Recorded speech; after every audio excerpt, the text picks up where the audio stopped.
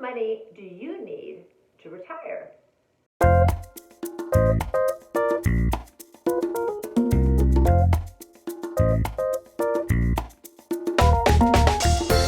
There are a lot of rules of thumbs out there, and I really encourage you, when you are putting together your retirement goals, and I'm hoping you're talking out loud to your kids about retirement goals and actually how to make sure that you're saving for the right number.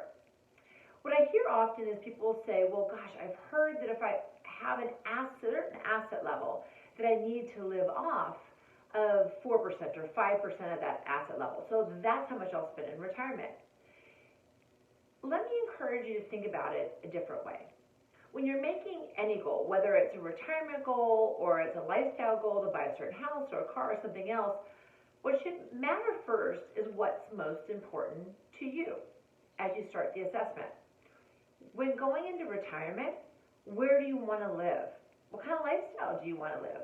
Are you going to travel a lot, or do you have an expensive hobby like golf? What are you going to be doing? What will you be doing less of? It's going to be important that you already know what your spending habits are. I've helped hundreds of people move from their working lives into their retirement lives. And I will tell you, things do change financially, but they don't change radically. You have certain habits. So utilizing the current expenditures that you have right now. Now, I would guess some of that will go down when there's not kids in the house, but they do return sometimes.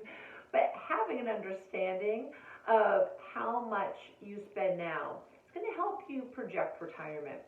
Often, if somebody has a hard time really looking at their budgeting, we'll use what they're earning less what they're actually saving on a monthly basis, because that tells us what's going out the door, what's being spent.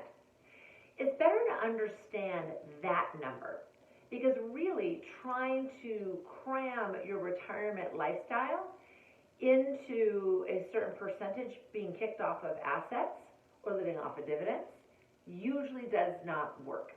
So teach your kids, you start with your habits. What are you spending now? Which means that you have to be budgeting. You have to know what you're spending.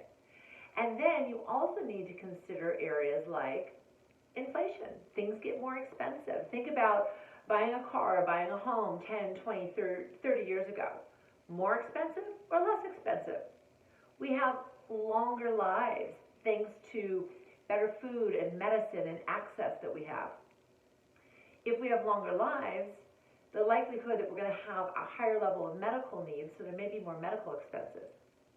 So these are all the things when you're putting together a plan with your financial advisor that you're going to need to consider. Why is this important to teach your kids? Again, like everything else we talk about, helping them understand not to follow just rules of thumb. That they should be aware enough of their finances to really understand the lifestyle and the things that they want to do in retirement. It typically will motivate young people to start a little bit earlier in understanding what financial independence really means. It's not a rule of thumb, it's what you want for yourself. And you base your goals on that number. I know the number can end up big and it can end up intimidating. It's funny, I was at a party this weekend and met this wonderful couple.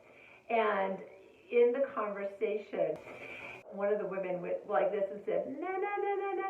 I'm like, what are you doing? She goes, that's how I feel about my finances. I don't want to know.